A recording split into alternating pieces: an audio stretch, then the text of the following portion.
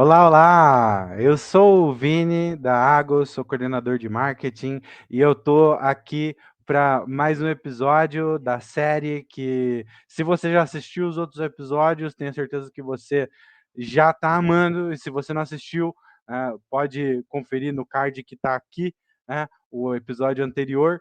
Tenho certeza que você vai gostar, que é a série Negócios com Propósito, onde a gente entrevista empreendedores e empreendedoras socioambientais que atuam em negócios de impacto, para entender um pouco mais sobre essa jornada, quais são os desafios, quais são os possíveis caminhos para superar, né, quais são as dicas, né, desses empreendedores e empreendedoras para quem está começando esse caminho.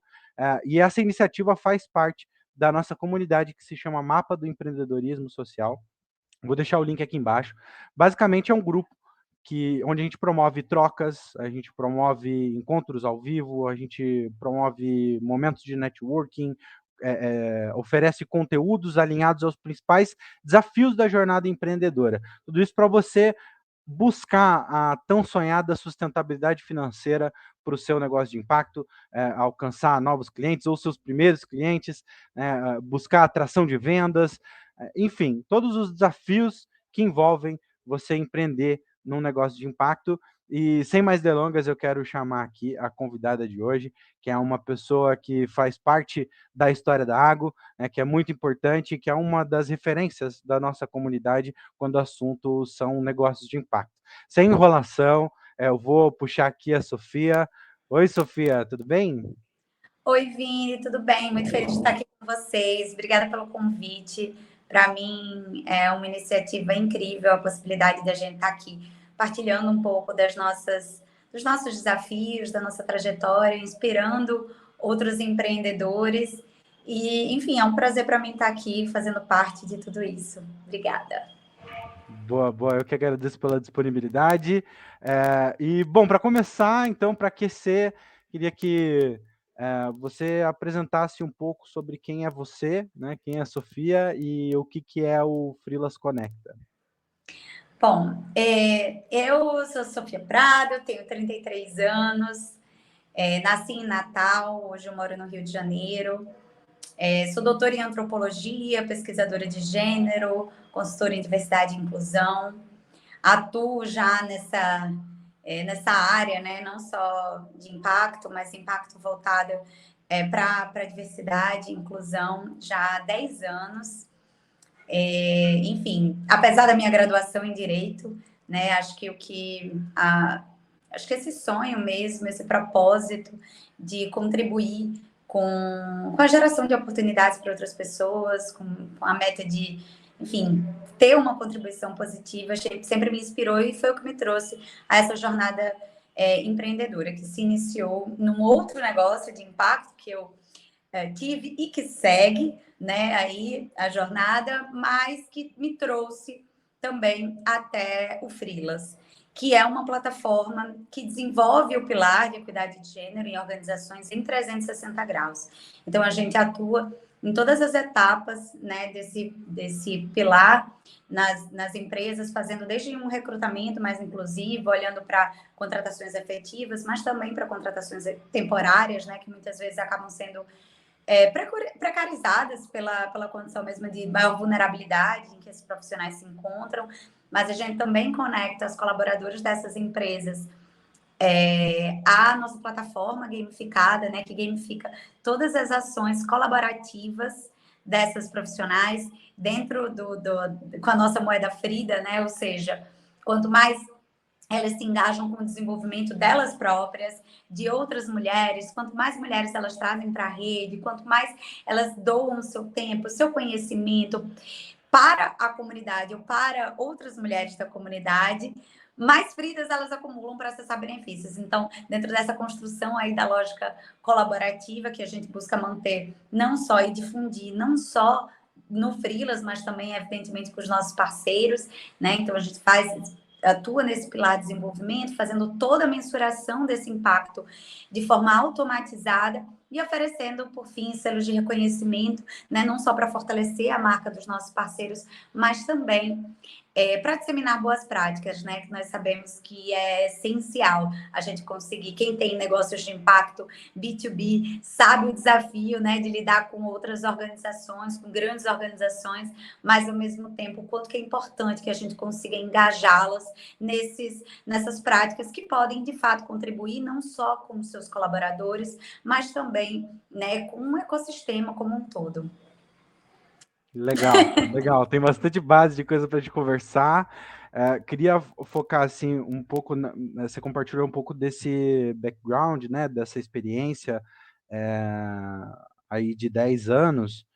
Queria que você compartilhasse um pouco mais assim do que a gente chama aqui de despertar por impacto, né? Quando que surgiu assim, quando que para você surgiu esse clique assim de que era possível você empreender, né, num negócio que é voltado para o impacto positivo? Quando que você conheceu esse mundo? Quando que aconteceu isso para você?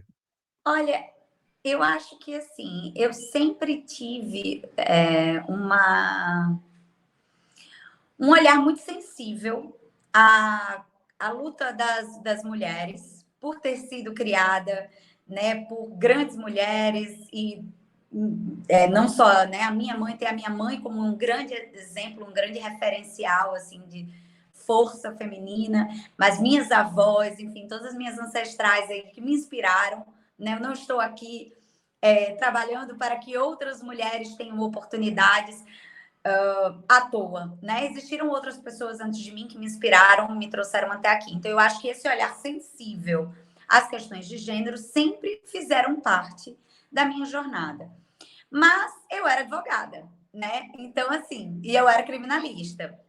Então, eu não conseguia ainda encontrar uma conexão entre a minha atividade profissional e aquilo que mais me mobilizava enquanto propósito de vida mesmo. E o quanto que isso me inquietava. Então chegou um momento que eu assim, olha, não sei para onde eu vou, mas eu sei que eu não vou conseguir aqui. Então eu acho que isso é uma coisa que é muito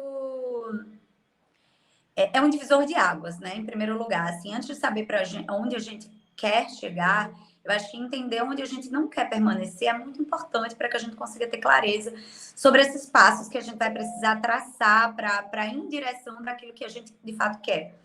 Então, primeiro eu entendi que eu não queria aquilo. E aí, bom, uma série de coisas foram acontecendo. Tipo, eu queria trabalhar com algo que tivesse a possibilidade de transformar a vida das pessoas de fato, que eu achei que era o que eu conseguiria fazer com direito, mas estava vendo que eu não estava conseguindo. Porque, enfim, todo um engessamento da estrutura, né, jurídica mesmo do país, enfim. Eu via que eu queria gerar um impacto, não estava conseguindo. Tá, e eu pensei, bom, quais são as ferramentas que eu posso desenvolver para gerar o impacto que eu gostaria de gerar na vida? E que impacto seria esse? Porque existiria 1 milhão de caminhos, 1 milhão de formas de gerar esse impacto. Mas eu sabia que eu queria contribuir com a geração de oportunidades para mulheres, mas eu ainda não sabia exatamente como eu ia fazer isso, né? E eu pensei, bom, eu vou pesquisar mais. Aí foi que eu entrei no mestrado em antropologia, e aí nesse processo escrevi uma tese incrível, lancei um livro fantástico, ganhei prêmio com ele e tudo. E aí, quantas pessoas teriam acesso a isso? Será que eu ia conseguir, de fato, gerar a transformação que eu estava esperando? Tipo, quantas pessoas estão nas universidades teriam acesso a um conteúdo como o que eu produzi? Muito poucas. Então, o meu potencial de impacto ainda estava limitado. E aí, bom, beleza. E se eu fosse para o audiovisual? De repente, que eu acabei pulando essa parte da minha vida, que é uma parte muito importante, eu pensei, bom, de repente no audiovisual eu consigo me comunicar mais com as pessoas, e através da comunicação eu consigo difundir essas pesquisas que eu venho desenvolvendo ao longo desses anos todos, né? E aí começou. Bom, eu já estava envolvida com uma série de projetos, como eu falei, projetos que eram voltados para mulheres, mulheres que estavam em situação de privação de liberdade, mas que ainda eu não via isso como um negócio, eu não vivia disso. Eu contribuía com esses projetos, né? Que eram projetos que estavam ligados à universidade, a maior parte deles.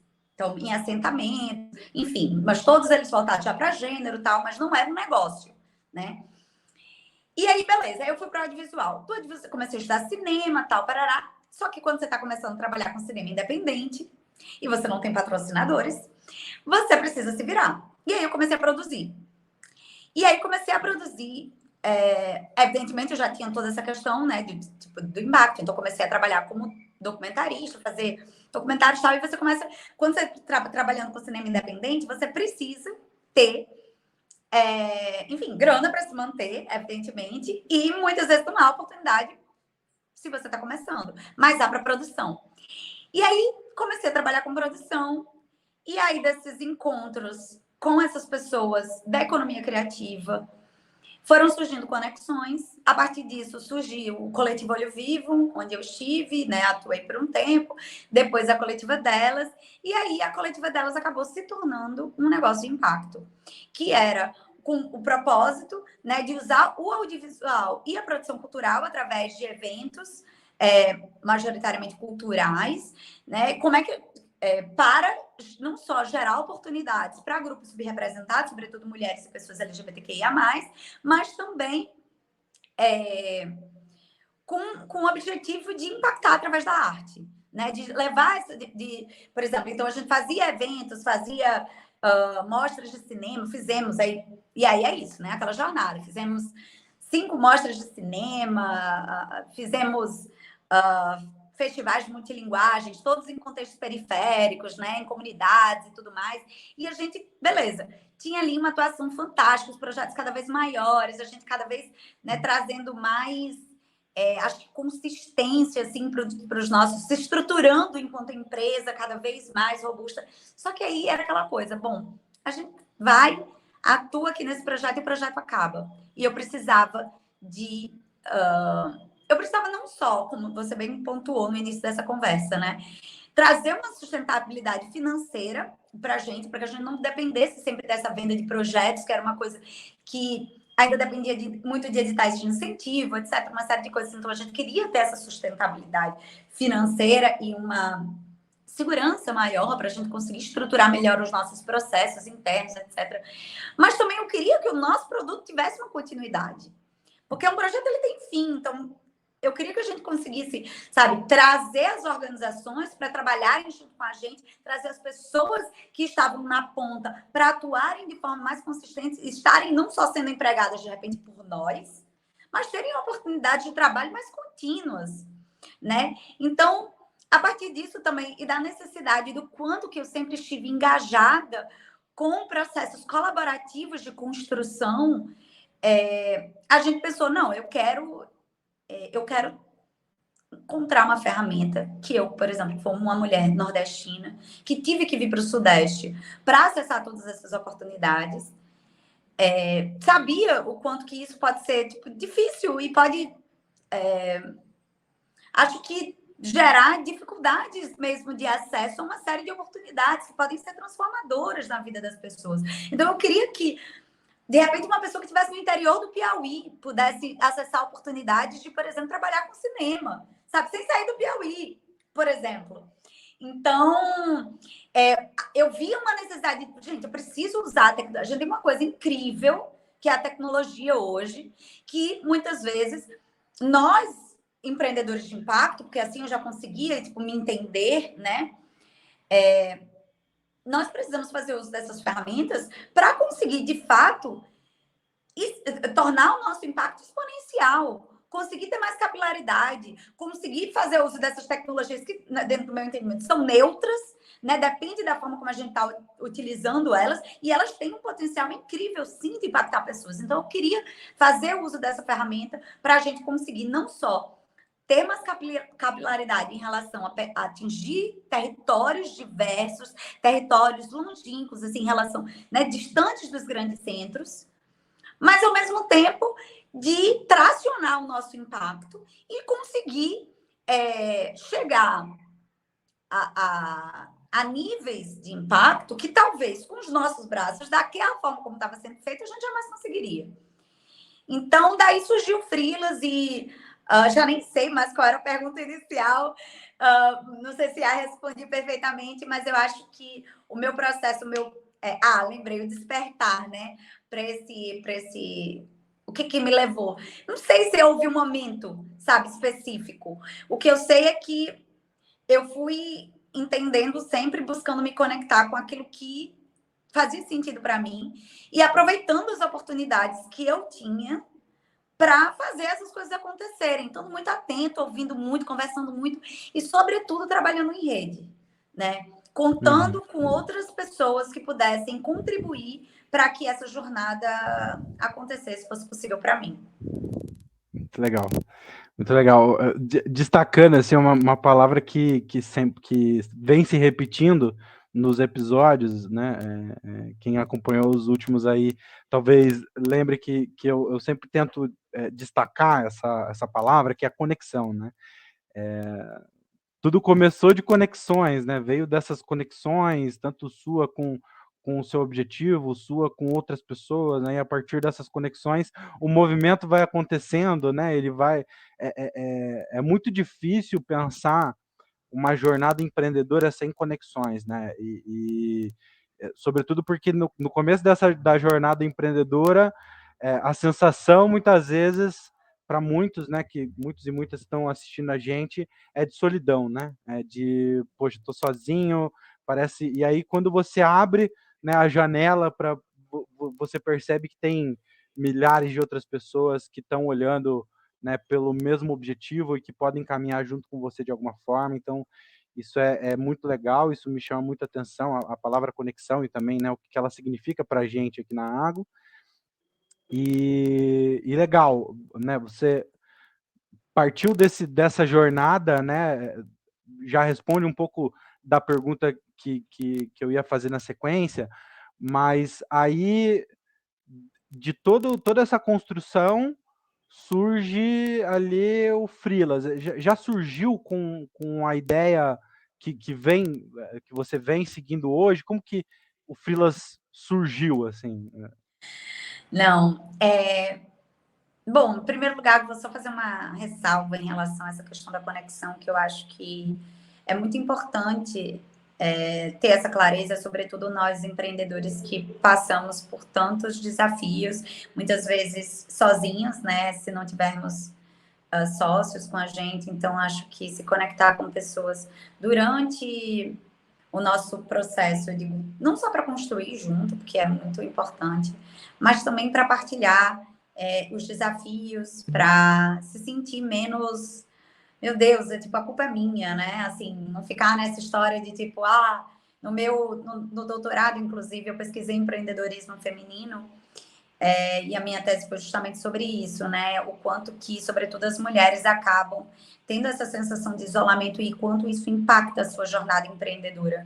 Porque já são muitas atribuições e a gente tende, todos nós, na verdade, tendemos a pegar muitas vezes essas questões e internalizar e pessoalizar, tipo, como se fosse uma questão minha, né? Então, o fracasso é meu, porque a gente vem escutando sempre histórias de sucesso. E como eu estou aqui nesse lugar, eu acho que também é importante dizer, a gente escuta muito as histórias de sucesso, mas a maior parte das histórias não são de sucesso, né? E até mesmo as histórias de sucesso são cheias de arestas e brechas, não é uma jornada linear, né? Então, assim, entender também que não é sobre a gente somente, sabe? A gente só tem controle sobre aquilo que nos cabe, e o que não nos cabe, tipo, porque realmente não dependia da gente. Então, acho que quando a gente tem a possibilidade de partilhar um pouco dessas dores também, a gente entende que tem outras pessoas passando por problemas semelhantes. Aí você diz, ai, não era eu. Então, quer dizer, não é que eu sou incompetente, não é que meu negócio é péssimo, é que realmente é difícil mesmo, sabe? É desafiador, é extenuante muitas vezes, é inconstante, vão ter muitos altos e baixos. Mas, enfim, então se conectar é muito importante para se fortalecer também. Agora, voltando para a pergunta, que era qual mesmo, pelo amor de Deus? Como que era originalmente a ideia A do ideia do freelas Frila. quando começou? Não, mudou muito, claro. Graças a Deus. Aliás, se eu posso deixar uma dica assim, de ouro, escute as pessoas. É muito importante a gente, esse encantamento que os empreendedores têm com os seus negócios. E às vezes a gente tem uma ideia, a gente fala, gente, que ideia fantástica, eu vou mudar o mundo, vou virar, sei lá, milionário, vou, sei lá.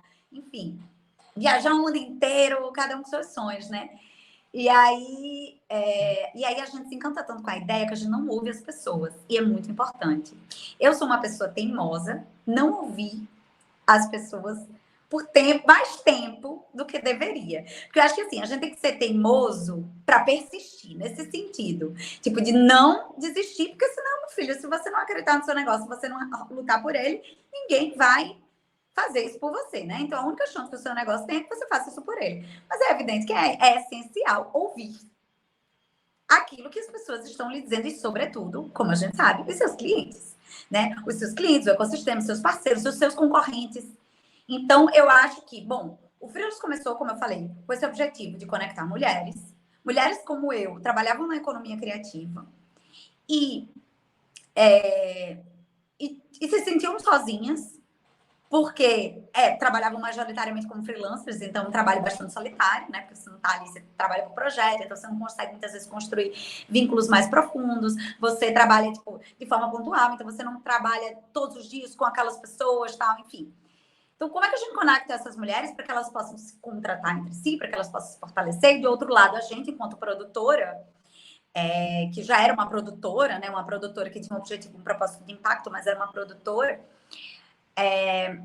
Como é que a gente gerava? Muitas vezes a gente tinha dificuldade em encontrar essas profissionais. Se a gente só contratava essas profissionais, tipo, mulheres e pessoas LGBTQIA+, enfim, sempre considerando interseccionalidade, não tinha um projeto nosso que não fosse executado considerando tudo isso, né, para as nossas contratações. Tipo, a gente pensou, pô, de repente existem outras empresas que estão tendo a mesma dificuldade. Porque a gente ficava, onde estão as mulheres, sei lá, técnicas de som, iluminadoras, né? Onde é que elas estão? Por que é sempre tão difícil encontrá-las? Claro que existe um gargalo no mercado quando a gente está falando sobre tecnologia, etc. Lugares onde, historicamente, as mulheres não vêm se desenvolvendo profissionalmente ou tendo o mesmo espaço. Claro que é mais difícil encontrá-las. Até hoje, trabalhando com isso. Mas eu falei, mas elas existem. Onde elas estão? Por que a gente não encontra um lugar para poder botar esse pessoal junto? E unir as duas pontas. Então, começou com uma proposta freelancer. Só que aí, mudanças no mercado, né? Só que aí a gente entendendo que não necessariamente as organizações, as grandes empresas, que em geral é quem tem recurso para investir em diversidade e inclusão de forma mais robusta, que era o tipo de trabalho que a gente queria oferecer, porque eu não quero fazer um trabalho superficial, não é assim que o freelance trabalha. Como eu falei, a gente trabalha em 360 graus, a gente trabalha em todos os pilares da etapa, a gente quer oferecer não só uma ferramenta de tecnologia, mas um trabalho consistente, né, dentro desses espaços. Então, se eu quisesse só fazer essa primeira camada, teria sido mais simples, talvez. Mas eu queria me aprofundar mais. E aí, entendendo isso, eu percebi, bom, as organizações não estão tão dispostas assim a investir em uma ferramenta que tenha o objetivo de gerar mais inclusão para profissionais que vão ter uma atuação temporária. Então, a gente precisava mudar. Aí, a gente criou a área de vagas efetivas. Beleza. E aí, a coisa começou a andar mais, ter mais adesão, assim, do... E, na verdade, foi muito interessante, porque nós pivotamos e, na verdade, a gente já fazia tudo que a gente passou a fazer. O que eu mudei foi a forma como eu apresentava a nossa proposta de valor para as empresas e a forma como a gente apresentava isso. É isso, acho que basicamente foi a forma como a gente demonstrava a nossa proposta de valor. Porque a gente já fazia mensuração de impacto, porque a gente já estava com a parte de vagas estruturadas, mas aí nós criamos produtos diferentes, nós conseguimos direcionar esses produtos aos nossos clientes de forma mais estratégica. Então, assim, hoje o que a gente faz no Freelas, a gente tem, tipo, a gente oferece selos, a gente oferece... Claro que tudo é um processo, né? Não foi do dia para a noite. Mas a gente entrou, eu posso dizer que a gente entrou nesse processo de pivotagem em ciclos de testes muito acelerados de produto e de adesão a esse produto, né? Então, assim, quando você está buscando, sei lá, você está com seu MVP, buscando o Product Market Fit, enfim, às vezes você tem a possibilidade de ir fazendo a coisa mais devagar. Agora, se você está operando, você tem que trocar a roda com o carro andando. E aí a sua operação não vai parar enquanto você está fazendo o teste. Então você vai no meio da operação, você vai testando. E aí vai mudando. Oferece um produto outro aqui, vamos ver como é que vai ser a adesão. Vai mudar, vai melhorar, não sei o quê. E assim a coisa foi se estruturando. E foi muito desafiador, foi muito desgastante. Mas, assim, foi transformador, assim, pra gente, sabe? Foi tipo. Por quê? Porque eu parei, honestamente. Chegou um momento que eu falei, eu disse assim, gente, por que? Eu me perguntei, eu falei, por que eu estou insistindo nessa história? Tipo assim, porque eu acredito sim que é muito importante impactar a vida, sobretudo de mulheres, porque o trabalho freelancer, historicamente, é importante na vida das mulheres. Porque elas têm mais dificuldade de acessar o mercado, então é mais fácil trabalhar como freelancer, porque elas têm uma remuneração que não é equivalente à dos homens, ou seja, elas muitas vezes vão precisar fazer outros bicos, enfim, o trabalho freelancer muitas vezes como uma forma de complementação de renda, porque elas são aposentadas mais cedo, então muitas vezes uma forma que elas têm de se manter no mercado é, enfim, fazendo outras atividades, muitas vezes empreendendo também, enfim, fazendo outras atividades profissionais com a qual elas possam ter acesso à renda, porque elas, no processo, né, de enfim, maternagem, licença maternidade, e todas essas questões, o trabalho freelancer é uma possibilidade não só dela enquanto gestante seguir trabalhando, mas também depois dos primeiros anos do filho. Então, assim, é estruturalmente importante. Mas uma coisa é o nosso sonho, outra coisa é a realidade. Eu acho que o empreendedor de impacto, sobretudo, ele precisa ter muita. Precisa ser um pouco mais, talvez, pragmático. No sentido de que, bom, essa é a minha meta, e pode até ser, eu não estou dizendo para você desistir dela, mas para chegar lá, às vezes a gente precisa. A gente não vai conseguir chegar lá, na verdade, se a gente não ouvir o mercado. Então, o meu produto ali de gerar esse impacto segue para essas mulheres freelancers, para essas mulheres temporárias, mas eu precisava chamar a atenção das organizações. E aí, com isso, nosso produto mudou bastante. Eu chamei a atenção das organizações, agora eu entro nas organizações. Aí depois eu digo, então, e como é que estão sendo feitas as contratações temporárias de vocês? Porque nós temos também uma ferramenta incrível que pode ajudar vocês também com isso. Se eu chegasse vendendo só isso, ninguém ia me ouvir. Então, acho que é uma visão estratégica que a gente precisa passar a difundir mais no ecossistema.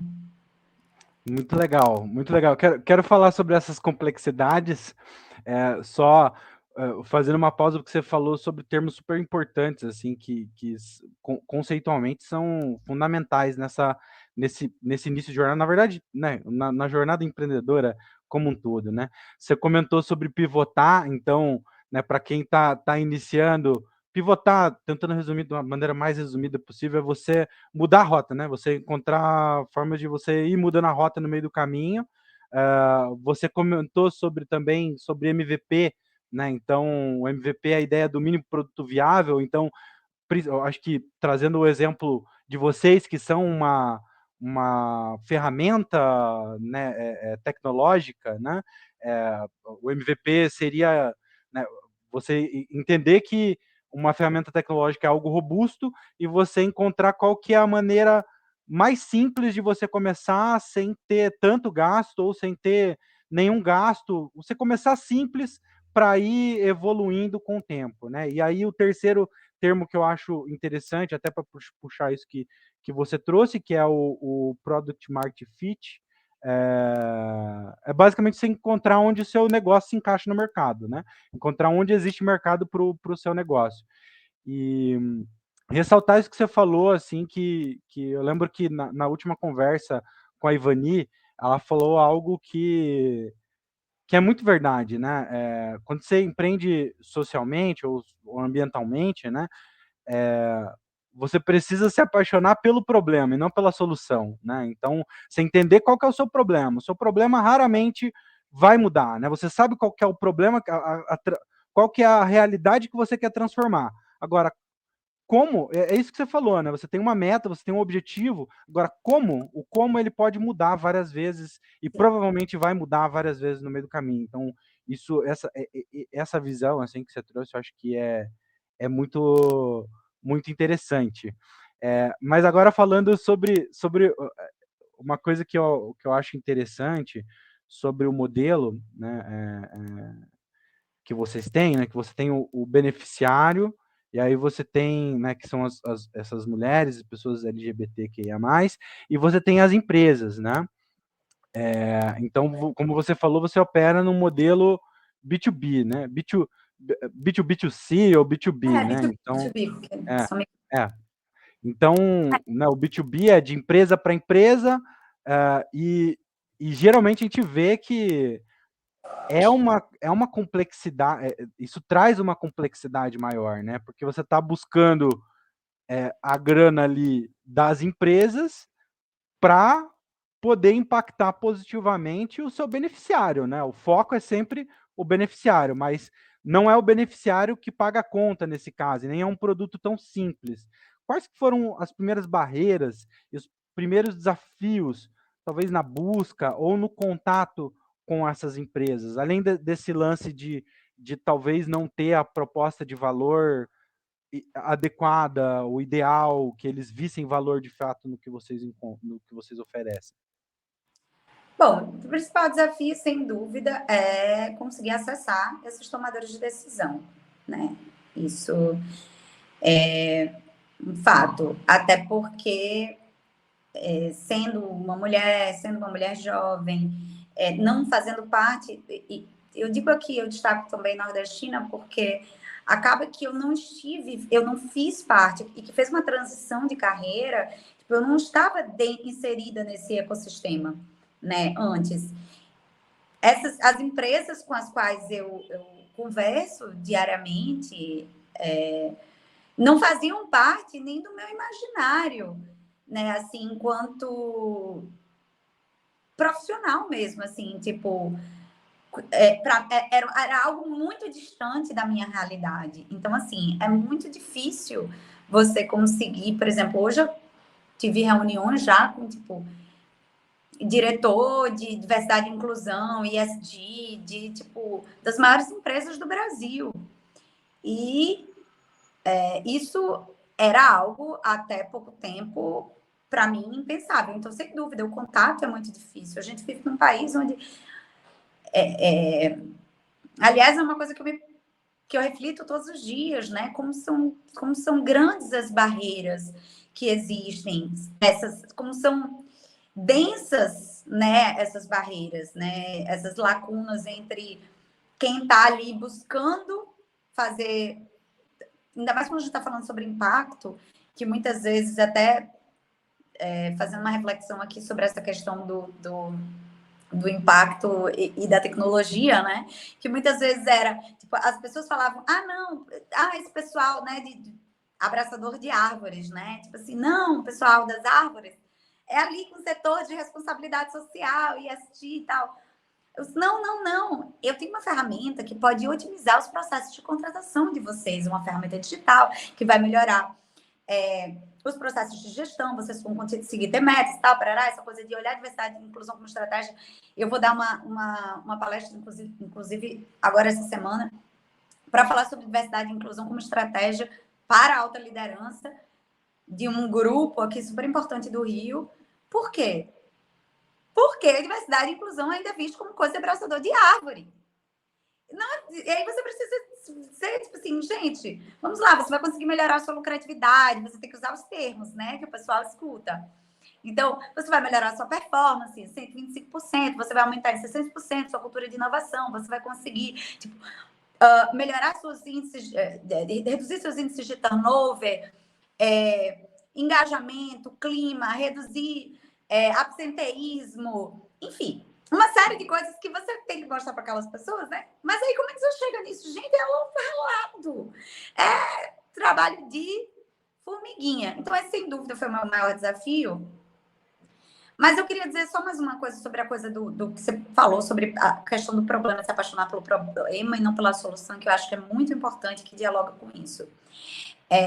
A gente tem que entender, às vezes, nós empreendedores de impacto, a gente se apaixona pelo problema, mas às vezes a gente se apaixona pelo problema do nosso beneficiário.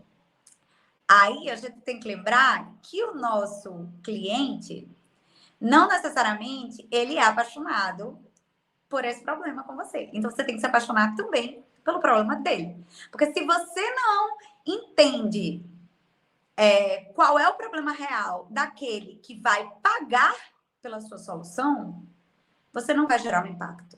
Então, eu acho essa que é uma visão estratégica que a gente precisa ter de, tipo assim, tá, beleza, o impacto que a gente quer dizer, o que está vinculado, esse problema que está vinculado ao nosso propósito, é fácil olhar para ele e se apaixonar por ele. Agora, isso não pode permitir que a gente se descole do problema daquele que vai pagar pela nossa solução, que no final das contas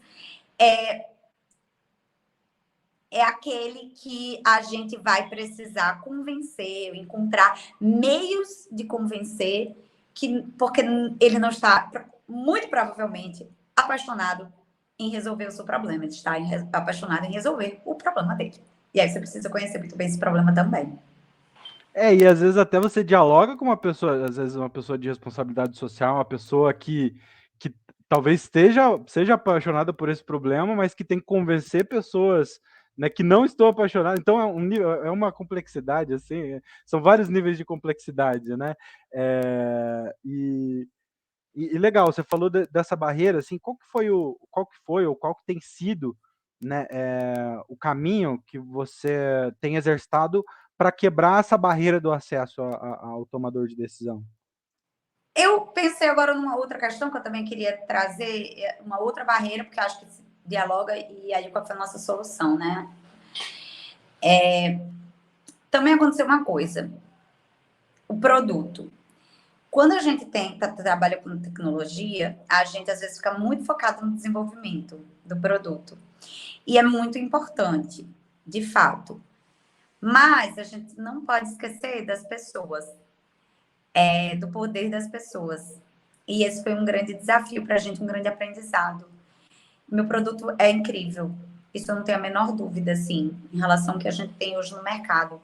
Mas um grande gargalo para a gente foi que nesse processo de olhar para o produto, eu me distanciei das pessoas.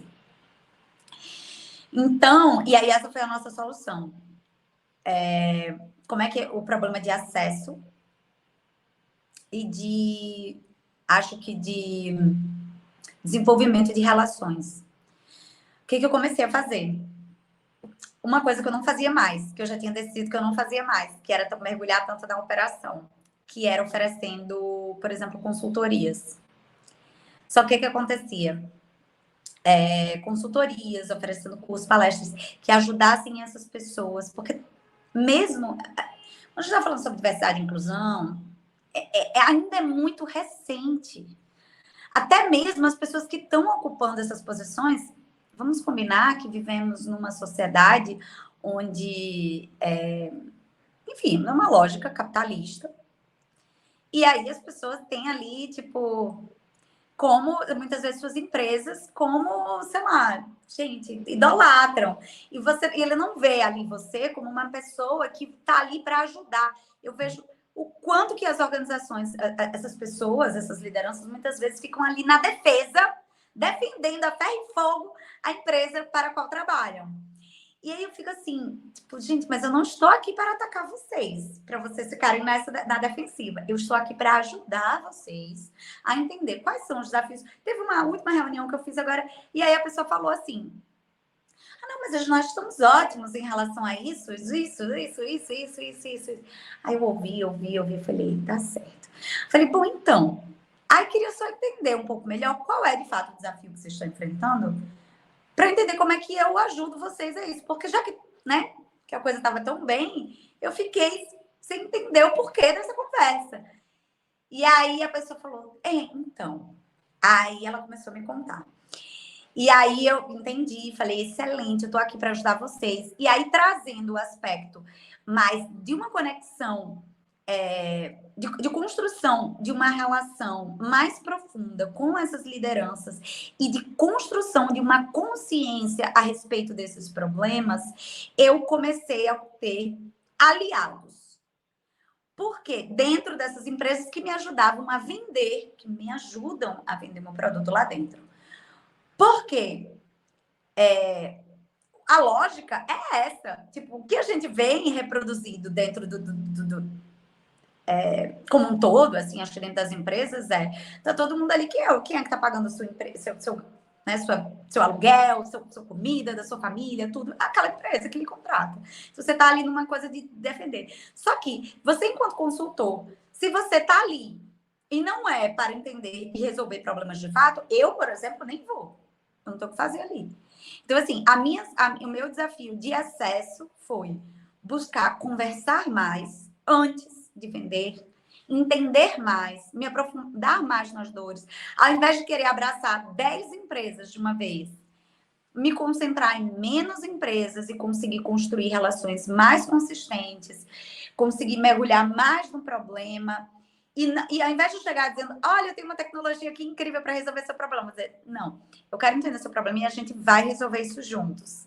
E eu, inclusive, tenho uma tecnologia que vai ajudar a gente, mas tendo ainda, que eu sei que a gente crescendo, evidentemente, o meu objetivo é que eu saia menos dessa operação, é óbvio, mas sem dúvida foi o que é o que tem permitido a gente entrar em espaços onde a gente não entraria se não tivesse a presença de uma liderança que passasse a confiança que essas organizações precisam. Mas aí é evidente, se você trabalha com empresas menores, provavelmente a sua presença vai ser menos demandada. Mas se você trabalha com empresas maiores, não dá, tem coisas que não vai dar para você terceirizar. Sim.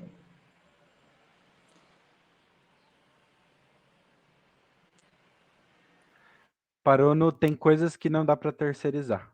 É isso, tem coisas que não vai dar para terceirizar, vai depender realmente de você, líder, até que você, evidentemente, construa um posicionamento, né, já mais robusto no mercado, treine pessoas, né, para poder começar a delegar determinadas coisas. Mas essa era uma coisa que eu achava, tipo, não, eu não vou ficar mais fazendo isso. Vou me concentrar mais em questões estratégicas. Mas aí a coisa mais estratégica que eu entendi que eu poderia fazer seria isso também, né? Muitas coisas importantes no seu discurso, tanto na última pergunta quanto essa, assim, eu acho que para quem atua com B2B, esse vai ser um prato cheio, assim, porque a gente vê muitos empreendedores e empreendedores chegando assim, mas, gente, eu não consigo entender, sabe? Quem que não quer ajudar, né, as pessoas que estão em situação de vulnerabilidade, né? E quando você entende essa dinâmica, assim, de realmente se colocar para ouvir, né, entendendo essa coisa de que para a empresa a prioridade vai ser outra, né? Até teve uma aula sobre investimento de impacto, né, que o Amorim ele comentou que geralmente, é claro que isso pode ter diversas variáveis, né? Mas geralmente as empresas têm três coisas assim que podem atrair a atenção das empresas para investir ou, enfim, para contratar algum serviço, alguma coisa, que é reduzir gasto, aumentar a produtividade ou reduzir risco. Né? E são três coisas que estão ligadas ao desempenho da empresa. Né? Sempre ou quase sempre, obviamente, vai estar ligado ao qual valor você consegue gerar para a empresa. Então, sem dúvidas, né, quem atua no B2B, né, com empresas, tem um desafio, né, dobrado, né? Talvez você tenha ali o seu beneficiário, que você não pode esquecer dele, né? Você não pode abrir mão de impactar ele positivamente, né? Em prol de talvez as suas decisões sempre estão ali numa balança, né? Eu tenho que buscar a minha sustentabilidade financeira, mas eu não posso esquecer do meu impacto, entendendo que eu sou um negócio de impacto e eu tenho que colocar o impacto que eu quero gerar na frente, mas esse processo, assim, eu acho que é muito legal você trazer isso, e eu acho que também esse lance, assim, do processo comercial, né? Porque a gente tem pouca referência do que é um processo comercial com empresas, né? Ele é mais longo, ele é diferente, né? Até o marketing, quando a gente vai falar sobre ações de marketing, né? Além do processo comercial, ele é um marketing muito mais voltado para o relacionamento do que para exposição de um produto, né? Você foca muito mais num relacionamento a longo prazo, né? Do que atacar o que a gente em alguns casos do marketing que a gente chama marketing baseado em contas, né? Então, em vez de você tem ali a estratégia de marketing que é o inbound, por exemplo, né? O inbound marketing, que tem uma estratégia de funil que você vai impactar muita gente e você vai caminhando essa pessoa dentro do funil até que ela vira uma oportunidade e compra de você. No marketing B2B e até o processo de venda B2B, para quem está assistindo, a gente tem o que é chamado muitas vezes de pesca com arpão, né? Então, em vez de você pescar com uma rede, né, e tentar catar o máximo de peixe possível, você vai pescar com arpão, porque é isso. Muitas vezes você sabe quais contas que você tem foco, né? E aí entra o que você comentou, que eu acho que é muito importante. Entender quais que são as contas, né? Quais são as empresas que, se você conseguir fechar um contrato, vai fazer muito mais diferença do que você talvez fechar 20 contratos menores, né? Total. E eu acho que, assim, também saber canalizar a nossa energia também, sabe? No que de fato vale a pena. Às vezes a gente fica insistindo com clientes que, gente, sabe? Claro que a gente sabe, né? Follow-up, né? É essencial. Você tem que estar ali, voltando, tal, parará. Mas a maior parte, acho que são 80% das vendas ficam ali a partir da do quinto contato com o cliente. Mas, mesmo, para além disso, eu acho que também a gente precisa entender quem que não é nosso cliente. Sabe? Não gaste energia com quem não é seu cliente. Sabe? Você não vai agradar todo mundo, você não vai atender os problemas de todo mundo. Nem todo mundo tem os seus problemas ou enxerga aquilo que você está identificando como problema, porque no meu caso, por exemplo, a maior parte das empresas tem esses problemas. 99,99% delas. Mas nem todas elas estão enxergando isso como um problema, ou tem outras prioridades. E para fazer um investimento, é preciso enxergar isso como uma prioridade. Se é uma prioridade para você, não é uma prioridade para mim. Então, ok, beijo, tchau. Tipo, não vou seguir. Não vou seguir. Por quê? Porque eu tenho mais o que fazer. Vou investir meu tempo, minha energia em empresas que vejam isso como um problema, porque é só essa. Aí, senão a gente tem um problema, um desafio ainda maior, que é um desafio educativo. Sabe, de fazer que eu tinha antes, às vezes ficava, gente. Então, ficar tentando convencer as empresas que isso era um problema que eu precisava resolver para ela.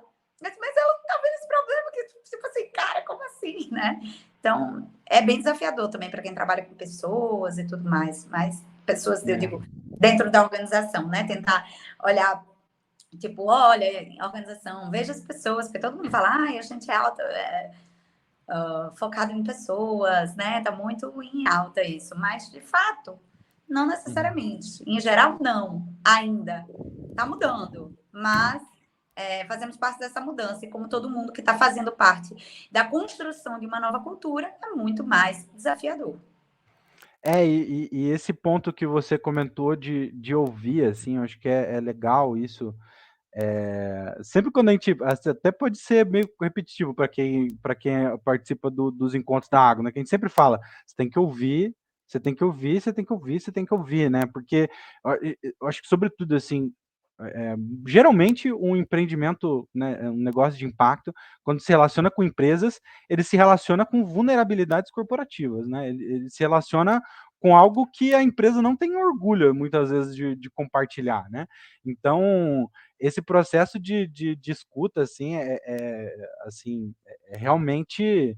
Porque você não vai, né? Muitas vezes você sabe, né, a partir de um processo de pesquisa, de um processo de avaliação que você faz antes de conversar, quais são os problemas. Mas também você não vai sair expondo as vulnerabilidades, porque com isso você fecha uma porta, né? Às vezes é você deixar que o próprio cliente exponha isso para que você, dentro do seu discurso, possa explorar isso. Então, acho que é muito legal você trazer isso, porque eu acho que tem muita gente lá no grupo do Mapa que atua com empresas e os desafios, eles são muito semelhantes, né? Ele vai desse acesso, mas também de, cara, eu tenho um negócio aqui, eu tenho uma solução que é essencial, mas ele não, o cliente não consegue enxergar isso muitas vezes, né? E Não, tem, legal, pode e tem falar. só uma pequena consideração, e tem muitas organizações que, de fato, não vão trazer isso. Na verdade, tem muitas organizações, não, tem muitas muitos colaboradores que não vão trazer isso, justamente por essa cultura que a gente está falando, que a gente tem essa cultura, de fato, né, de, enfim, as pessoas acharem que estão ali, meu Deus, a minha empresa e aí não querem expor, e a gente precisa que esses desafios, esses gargalos sejam apresentados para que a gente possa fazer a conexão com a nossa solução. Mas eu acho que, assim, por isso só reforça a necessidade de construir relações mais sólidas, porque é preciso, quando isso acontece, gerar confiança. A pessoa vai precisar, um cliente como esse, se é uma empresa que você de fato quer e fez sentido investir energia buscando, você vai precisar construir uma relação de confiança, às vezes até se expondo também, para fazer com que a pessoa de fato mostre essas vulnerabilidades em cima das quais você vai conseguir trabalhar, inclusive, seu discurso de venda. Porque, senão, é isso. Tipo, eles não querem publicizar, tem muitos, né, que não publicizam seus dados, tipo, e mesmo em reunião não contam. Tipo, teve uma reunião até, inclusive, que foi muito louca para a gente, uma pessoa de comercial, contribui também com a gente, né? E ela estava falando, ela atua mais com mais SDR, enfim, fazendo esse primeiro contato, né, com as empresas e tudo mais, qualificando os leads, entendendo tudo isso, quais são aqueles que fazem sentido para a gente ou não, tudo mais, para que eu possa entrar numa etapa já mais avançada do funil, para as reuniões e tudo mais. Aí ela estava dizendo, tipo, Sofia, a pessoa não queria deixar registrado. Tipo, eu disse, não, eu tenho uns dados que eu quero mostrar, mas eu não posso falar aqui, porque eu não posso deixar registrado por escrito. Eu falei, gente... Então, assim, é desafiador, mas vamos lá, gente, estamos juntos. Se a pessoa também não disser, parte para o próximo, entendeu? Se a empresa é muito importante, busca outra pessoa, porque às vezes é a pessoa mesmo. Às vezes não é nem a empresa, não é a postura da empresa, às vezes é a pessoa. Então, busca um colaborador ali equivalente que possa ajudar você a chegar naquele lugar que você quer. Se for uma empresa que vale a pena, não desista. E legal, legal, legal. E você falou um negócio que eu acho legal de explorar um pouco mais, que você falou de entender quem que é o seu cliente, né? Como que foi esse processo para vocês? De entender, porque é difícil, né, para o empreendedor no começo, assim, aprender, às vezes, a dizer não, às vezes até uma oportunidade que pode surgir, mas que é uma furada, né, às vezes, porque justamente o cliente não era para ser o seu cliente. Como que foi essa construção desse perfil de cliente ideal para vocês? Vini, segue sendo assim, eu acho que a gente acabou de acabar de definir isso, porque assim, foram muitas idas e vindas. A gente começou focando, nós começamos olhando bastante para microempreendedores e grandes empresas. E aí a gente entendeu, bom, microempreendedor, meu amor, veio a crise, né? Pandemia, ninguém tinha dinheiro, ninguém quer olhar para o impacto, todo mundo só tem condição de sobreviver, entendeu? Então, assim, menor custo, não dava. Não dava para a gente seguir investindo nisso. Se viesse, ia ser excelente. Por exemplo, você é um empreendedor de impacto que está precisando contratar uma pessoa, uma social media. Você não precisa incorporar isso dentro do seu quadro, sei lá, de funcionários, da sua startup, da sua empresa, enfim, o que for. Mas você pode contar com uma profissional de qualidade, entrar ali no Freelas e fazer, por exemplo, enfim, dizer que é aquilo, contratar profissionais, comparar portfólios, orçamentos de segurança, tal, parará, e trazer essa pessoa para contribuir com você. Beleza, maravilha. Vai ajudar você? Vai. Mas para o Freelas, enquanto negócio, isso não era sustentável. Não era sustentável porque existem grandes empresas no mercado também que estão aí trabalhando para precarizar a mão de obra, que é algo que a gente trabalha para combater. Então, empresas de contratação de freelancer, que atuam nesse sentido. Então, a gente não tinha como usar os mesmos, trabalhar da mesma forma que eles, porque, né, não estava alinhado com a nossa proposta de valor, né, evidentemente com a nossa, na verdade, com os nossos valores enquanto organização. Então, ok, não vai dar. Vamos focar então nas grandes empresas. Meu Deus, a gente precisava de um case, porque ninguém acredita em ninguém, né, em promessas e desafio, porque é difícil entrar em contato com as grandes organizações, como é que a gente faz? Bom, e acho que depois que a gente passou o seu modelo SAIS, a gente ajustou o nosso modelo de negócio para atuar com modelos recorrentes, né, de assinatura mensal, tal, parará. Por quê? Aí a gente pensou, bom, mas quem é que contrata muito freela? Agência. Vamos focar nas agências. Aí, agência, agência, agência. Só que as agências muito dizem e pouco fazem, em geral. Estão mudando, buscando mudar o posicionamento e tal, parará. Mas é muito difícil vender para quem vende, né?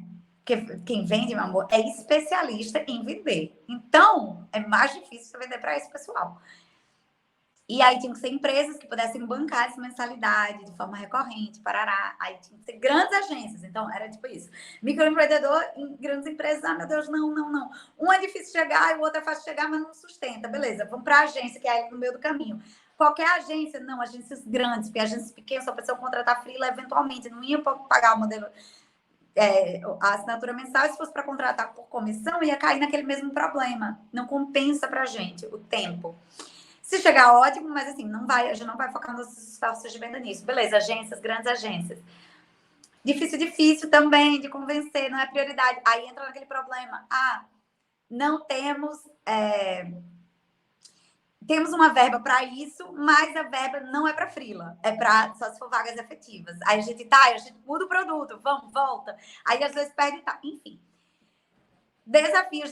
Nesse processo, hoje a gente trabalha, né, conseguimos ter mais entrada, tanto com grandes empresas, porque também é uma coisa de construção, de nome e tudo mais, e também com grandes agências. Mas, assim, embora também tenhamos soluções para startup e tal, a gente foi aprimorando. Aí aquela coisa do sim e do não. Tipo, é importante saber quando dizer não, mas também é importante saber quando não perder uma oportunidade. Porque, às vezes, por exemplo, essa coisa da pessoa, eu demorei para entender que a gente estava focando na tecnologia demais e estava esquecendo a pessoa.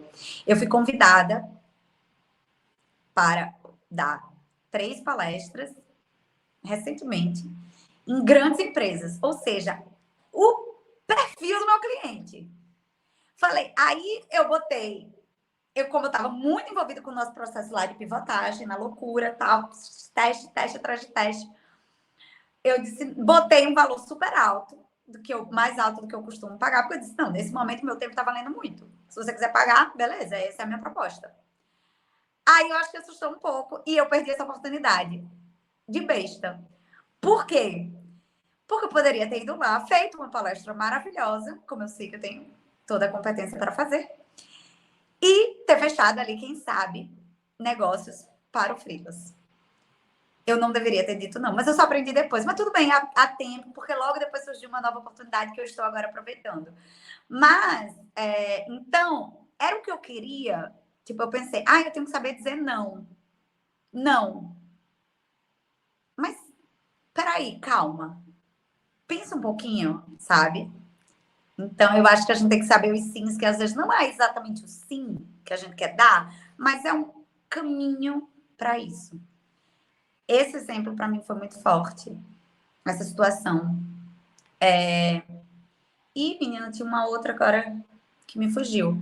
Mas foram 2 situações, assim, que eu pensei, tipo, gente, a coisa das startups. Eu tenho um tempo inteiro contato com startups. Participei de 10 programas de aceleração. Eu sou mentora hoje de startups.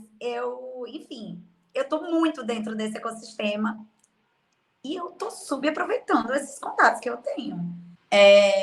Então, o que eu entendi é que a gente estava perdendo um super potencial aí de conexão com esse mercado.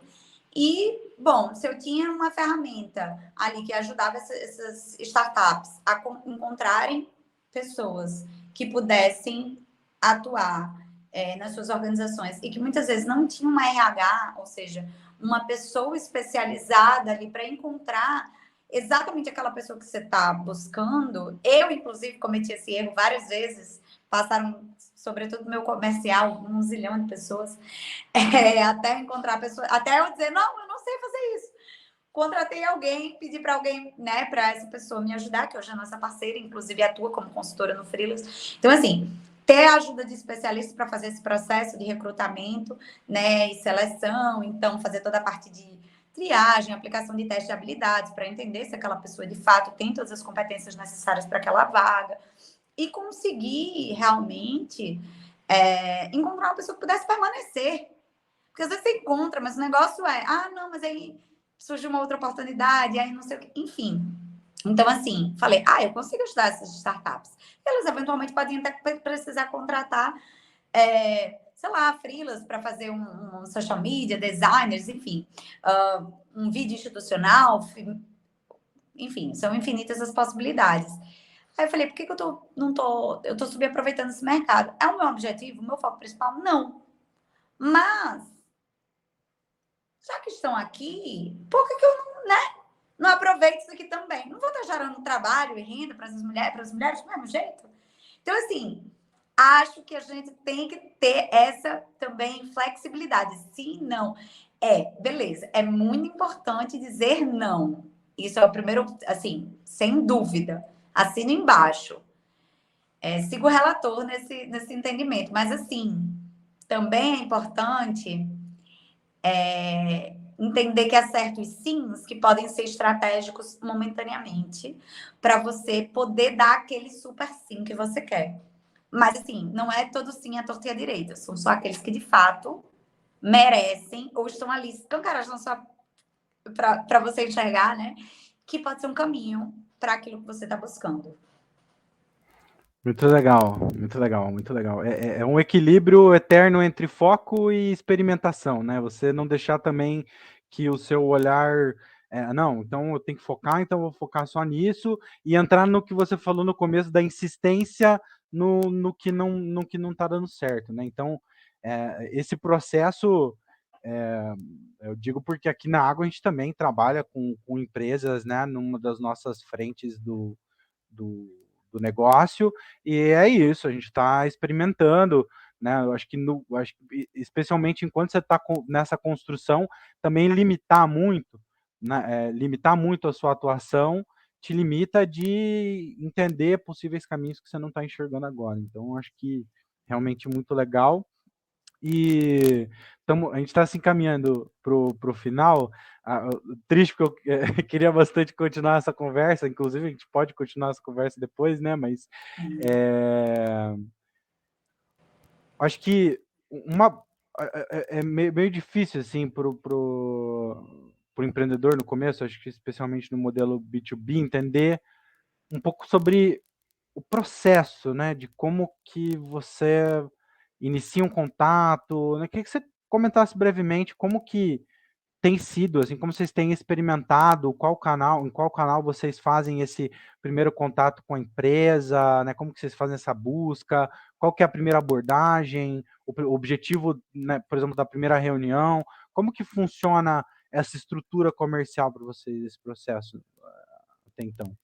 O canal, sem dúvida, é o LinkedIn, né? Hoje é um nosso grande aliado, porque e-mail marketing não necessariamente a gente vive enxurrada de e-mails, então não necessariamente a gente consegue ter uma conversão aí qualificada quando a gente está falando, pelo menos no meu segmento, né? Que são pessoas altos executivos que estão sendo bombardeados o dia inteiro por uma série de soluções. Então, assim, a gente tem menos alcance, é aquela coisa do poder das pessoas, né? Tipo, quando você, enquanto pessoa, você tem uma cara ali, você está falando com a pessoa, você está dedicando mais um tempo para falar especificamente com ela, não é uma coisa padronizada. Então, essa história de pescar de arpão, acho que o LinkedIn é uma ferramenta que ajuda a gente nisso. E aí, uma coisa que eu errei muito foi, eu já queria, como eu tava louca, né, para vender. Então, assim, a gente empreendedor, o que a gente quer? A gente quer vender. Então, você já quer logo marcar uma reunião. Aí você tá marcando uma reunião com todo mundo que aparece na sua frente. Assim, vai falar, deu uma moral aqui para mim, já tô convidando para uma reunião aqui, ó, segue o link da minha agenda. E aí você vai conversar com a pessoa, assim, não tem fit com a sua solução. Então, ou não entendeu exatamente o que é, não vê o seu problema como problema, não vê esse problema como uma prioridade, não vê. Então, tentar dar essa aquecida mesmo, eu sei que é um pouco difícil, mas entender se você tem gente no time para ajudar você, tudo bem. Mas assim, às vezes você diz, eu vou perder tempo aqui conversando com essa pessoa, não podia logo fazer uma reunião, mas você tem tempo para ficar fazendo um monte de reunião que não vai levar a lugar nenhum? Também não, né? Então, é melhor entender, tipo, até dar uma aquecida, porque, inclusive, quando você vai para a reunião, você já vai sabendo quais são os desafios, né, que aquela empresa tá, se ela conseguir, se ela, né, colocar para você, mas você já vai saber minimamente quais são os desafios que ela está enfrentando. Então, você consegue fazer um pitch mais personalizado para aqueles desafios, você consegue ter uma conversa talvez um pouco mais próxima, porque você já teve uma troca ali maior com aquela pessoa. Enfim, você pode dar uma pesquisada nela, né, para poder tipo, conseguir trazer assuntos que sejam mais interessantes. E aí, bom, eu, né, trabalhando com grandes organizações, corporações, etc., é um ciclo de venda que só Jesus. Enorme, longuíssimo, né? Então, assim, é difícil, muito follow-up. Se a pessoa der abertura para pegar celular, pegue, não fique com vergonha. Porque se a pessoa está vendo você ali como alguém que vai ajudar ela a resolver o problema dela, que é isso que você precisa deixar muito claro na reunião, você deixa de ser o vendedor chato. Você passa a ser um parceiro que está ali para ajudá-lo a resolver um problema. Então, eu acho que fazer uma reunião, tipo, fazer reunião com as pessoas certas, entendendo esse desafio, direcionando o máximo possível para atender para atender essa questão especificamente que essa pessoa está apresentando, que essa organização está enfrentando, conseguindo trazer tudo isso dentro da reunião e se colocando como alguém, não como uma solução, não como um produto apenas, mas como uma pessoa que vai trazer consigo um produto que vai ajudar a resolver um problema que aquela pessoa também está entendendo como um problema. Eu acho que esse é o mais importante, assim. Mas é isso, né? Tipo, claro, a gente também tem e-mail marketing, a gente também tem blog, a gente também tem mídias sociais, a gente faz uso de uma série de... A gente tá em todo lugar, porque tem que estar. Até porque é vitrine. Vou trazer, sei lá, vou trazer cliente através do meu Instagram? Não, meu Instagram ele serve para trazer mais freelas. E como vitrine para os clientes que vão olhar ali e vão ver o que esse pessoal está fazendo, né, como é que é o posicionamento deles e tudo mais, tal, parará. Mas assim, aí eu posso focar, o Instagram vai ser o meu foco? Claro que não. Mas vai ser importante também para mim. Então, eu acho que identificar os canais que fazem sentido para o seu cliente e priorizar as suas ações, o seu investimento de energia em cada um deles é o mais importante. Tipo, só estou conseguindo fazer 2, beleza. Tô conseguindo fazer um muito e um pouquinho, beleza. Mas, assim, que seja uma coisa pensada. Senão a gente vai acabar fazendo o que a gente gosta mais. É uma aula de marketing também, né? Porque é isso, né? Eu acho que quando você começa, não, tem que estar no Instagram, no LinkedIn, o TikTok também tá bombando.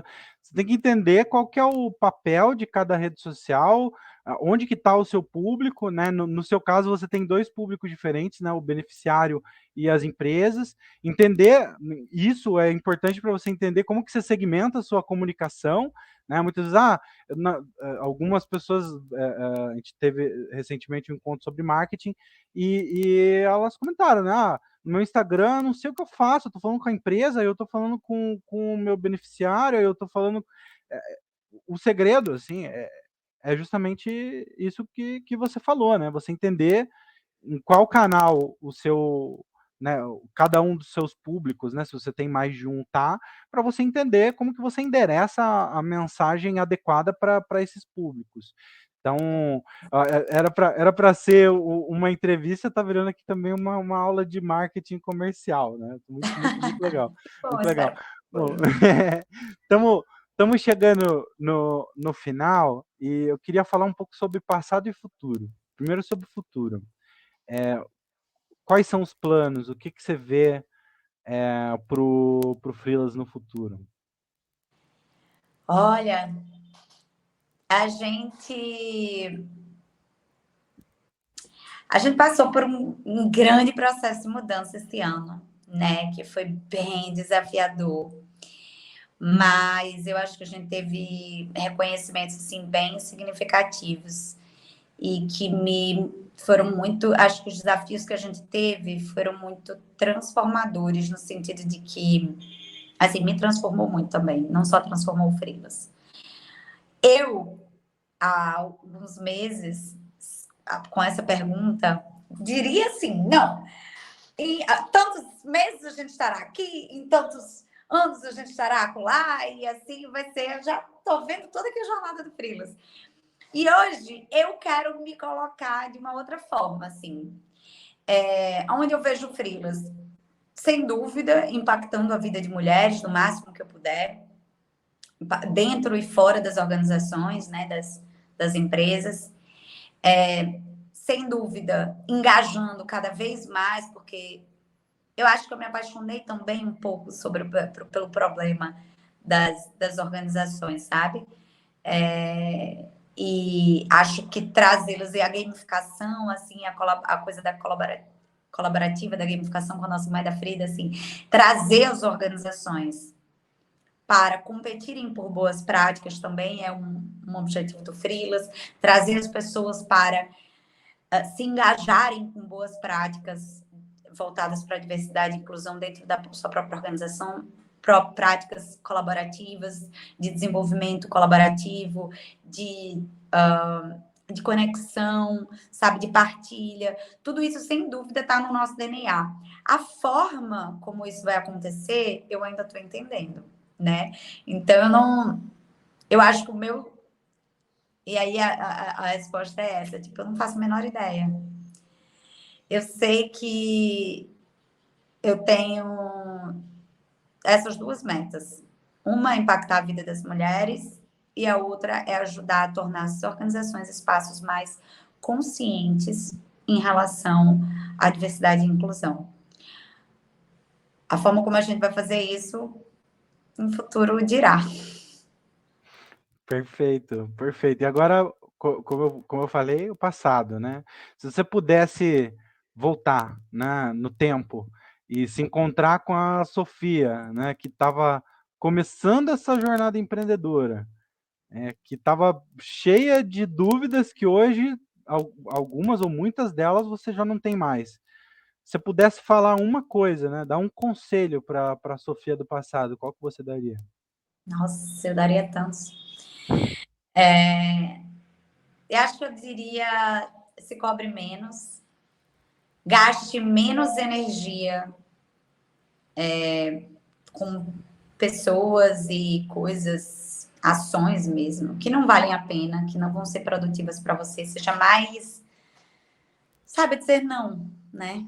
Seja mais estratégica nas suas escolhas, assim. Senão a gente gasta tempo demais com o que não vai contribuir com a gente. E energia demais, sobretudo. E eu acho que... E por fim, eu diria: escute as pessoas. Escute as pessoas, porque eu acho que a gente encurta processos de aprendizagem, de dor, quando a gente aprende com os outros também, né? Quando a gente escuta. Se apaixonar é incrível, mas como nós sabemos, né? Não sei quantos aí tem relacionamentos, inclusive você, Vini, também, não sei, relacionamentos, né, de longo prazo. Nós sabemos que o que mantém a vida não é um sprint, né? É uma maratona. E o que mantém relacionamentos de longo prazo, inclusive com o nosso empreendimento, é a gente, não é a paixão, é o cuidado, é a parceria. Então, assim, tenha cuidado com você, né? Eu me diria, sem dúvida, tenha cuidado com as pessoas que trabalham com você, né? Seja, acho que é isso. Não, a paixão ela é incrível, mas ela é esse vendaval que não é sustentável. Se a gente for nessa onda da paixão, a gente se cansa. Empreender é uma maratona, então a gente não pode, a gente precisa estar vivo para gerar o impacto que a gente quer. E a gente, às vezes, quando está apaixonado, dá tudo de si, tanto e tão intensamente, que não sobra espaço, às vezes, para sustentar o fôlego que aquela corrida demanda. Então, vão ter muitos altos e baixos. Se você não tiver cuidando de você, se você não tiver tendo essa reserva, inclusive financeira, mas essa reserva de energia mesmo. Se você tiver, fui tudo, você não vai conseguir. Você vai morrer na praia, que é a pior coisa que pode acontecer. Então, eu diria para a Sofia, pobre Sofia do passado, eu ia dizer do cansado. Que falha absurda. Essa Sofia do cansado. E olha só, eu tô falando isso, mas eu vivo nesse processo, é o meu processo. Eu também sou apaixonada. Eu acho que a paixão é incrível, mas assim, tem que ser apaixonado por a gente também, né? Senão a gente se atropela e aí ninguém aguenta. A gente não aguenta, o negócio, consequência também não. Perfeito. Legal, ótimos conselhos. Muito legal, enfim, poder conhecer um pouco mais sobre esse processo de construção de maturidade, porque no fim das contas é isso, né? Aqui a gente tenta, de alguma forma, a partir dessas conexões, encurtar alguns caminhos e trazer, né, algumas possíveis respostas para perguntas ainda não respondidas, mas o processo ele é coletivo, como você disse, né? Mas ele também é individual, né? No processo de como você processa as coisas, de como que você, às vezes, você tem que, às vezes você vai ouvir, né? Talvez, como você disse, né? Às vezes você vai ouvir um monte de gente falando, mas você tem que errar para aprender, né? Então, é muito legal, né? Conhecer esse processo de maturidade, né? Tanto, né, seu, né? Como o seu processo como empreendedora, quanto do freelas. E eu queria, para finalizar, entender, né, a Ago fez parte de um pedacinho dessa jornada, e eu queria entender de você, assim, sabe, o que dentro do que você teve de experiência no programa Aceleração, né, que era para negócios de impacto, o que você acha que se destacou, assim, nesse highlight da sua jornada? Eu acho que foi muito importante para a gente em termos de processo, assim, sabe? Como eu falei para você, eu participei de 10 programas de aceleração. Bastante coisa. Só que a parte comercial, como a gente em geral está olhando para um monte de coisa ao mesmo tempo, né? Então você está olhando a marketing, vendas, não sei o que, sei lá, governança, enfim, um zilhão de áreas para fazer o plano de negócios. Então você está fazendo ali um monte de coisas diferentes, e aí jurídico, aí você não tem a oportunidade de se aprofundar muito em nada. Só qual é o maior desafio de qualquer negócio? Quer dizer, qualquer negócio, 99% deles. Vender. E isso é uma. Assim, vou até aproveitar o ensejo para fazer duas críticas, não a Água, mas acho que a programas de aceleração como um todo, né, de forma geral. E eu faço isso sempre, porque eu acho que é muito importante a partir de críticas que a gente consegue melhorar. Críticas construtivas, evidentemente. Gente, aprender a entrar no que de fato é um problema para as startups. A gente não se aprofunda em questões como o comercial, que é essencial. Não se aprofunda depois para startups que estão programas que estão numa fase um pouco mais madura, em processos relacionados a investimento. E aí chega todo mundo cru para falar com o investidor. E aí chega todo mundo cru para operar, porque não conseguiu avançar em nada. Às vezes a sensação que eu tinha que estava todo mundo guardando ouro. Aí eu ficava, gente, espalhe esse ouro, meu amor. Vamos compartilhar esses conhecimentos. Então, assim, na Água foi a nossa primeira experiência, que foi muito importante, de mergulhar no comercial. De entender como é que é esse funil. Olhar para que esses clientes vão... E aí, assim, eu acho que foi muito importante para a gente que vocês tenham um processo, uma metodologia muito interessante, que nem todos, que em geral os programas não fazem, pouquíssimos de fazer, de ser baseado em teste. testa, vamos testar canal, testar abordagem, argumentos, testar, tipo, cara, tem que testar, tem que ir pra rua. Não dá para ficar só vivendo em pesquisa, entendeu? Então, eu acho que o processo com vocês foi determinante pra gente perder o medo de testar e criar uma cultura de teste. Eu falei para você agora, no meio da nossa conversa, falei, a gente estava testando isso e aquilo. Porque é se vulnerabilizar. Quando a gente vai testar as coisas, a gente pode dar certo. Pode ser que a nossa hipótese esteja certa. Yes, mas pode ser que esteja muito errada. Então, assim, a gente tem medo de descobrir que está errado. E é por isso que a gente não quer testar. Mas é o único caminho. Senão a gente vai ficar, o quê? Dando murro em ponta de faca. Então, sem dúvida, foi muito importante para a gente aprender mais sobre o processo comercial como um todo, que foi o programa que a gente participou, né? Focado em vendas. Foi muito importante para a gente aprimorar argumento, para a gente conseguir, enfim, para uma série de coisas, olhar para o funil com mais cuidado, estabelecer processos claros que a gente ainda não tinha. É muito difícil para startups às vezes ter processo. Foi muito importante para a gente por isso. Mas eu acho que o mais importante foi, sem dúvida, ajudar a gente a perder o medo de validar as coisas, de testar tudo e de construir isso como uma cultura. Porque a gente fez uma série de testes aí, e aí depois o que aconteceu? Uma série de outros problemas. E aí eu falei, e aí? Naquela hora que eu falei antes de pivotar, o que a gente vai fazer? O que tá dando errado? Tem alguma coisa que tá dando errado. O que tá dando errado? Aí eu listei uma série de coisas. Falei, pode ser isso, pode ser isso, pode ser isso, pode ser isso, pode ser isso, pode ser isso, pode ser isso. E agora?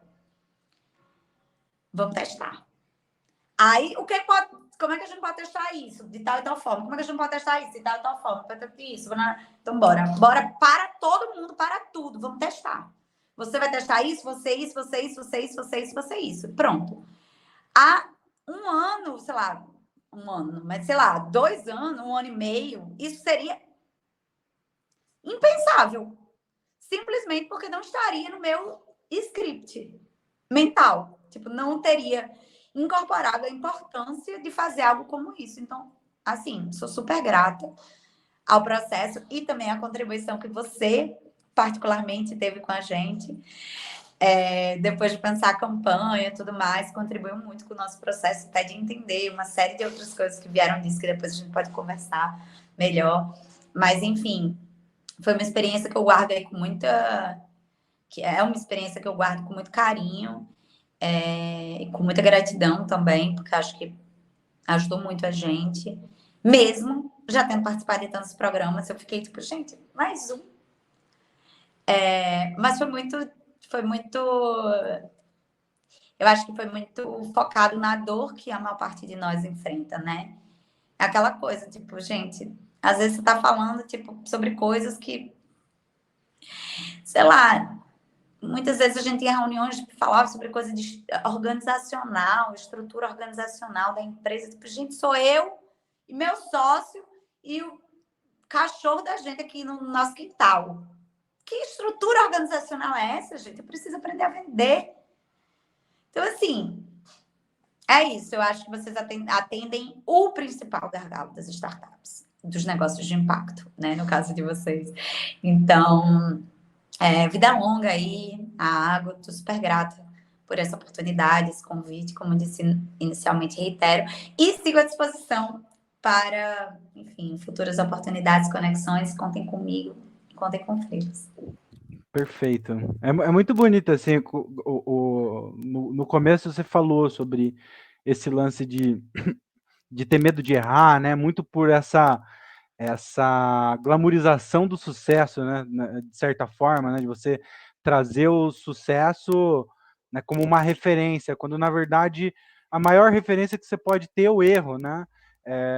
O maior referência que você pode ter é a falha, tanto sua quanto de outras pessoas. Tenho certeza que todos os erros que você expôs, né, a vulnerabilidade que você se propôs a vulnerabilidade que você expôs aqui, né, vai ajudar muita gente, né? E a gente acredita muito nisso, né? A gente acredita que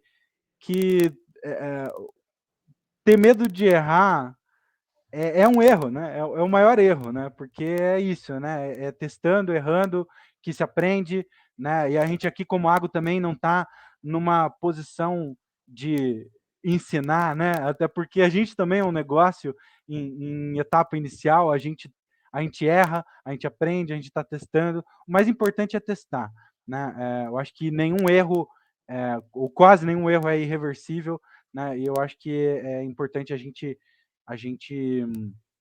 promover isso, né? A cultura do tentar errar principalmente aí para o pessoal que tá começando e muitas vezes está travado nessa paralisia analítica, né? De, pô, se eu for por esse caminho, não tenta prever o futuro, sabe? Não adianta. Você pode colocar metas, mas você não prevê o futuro, né? Eu acho que esse é um dos princípios mais importantes aí da jornada empreendedora. Queria muito te agradecer novamente, Sofia. Uma honra aí conversar contigo, ver mais sobre a evolução do Freelas. Eu acho que um ano depois, né, da gente ter conversado, né, depois do programa, então é muito legal ver todo esse processo de evolução que está acontecendo.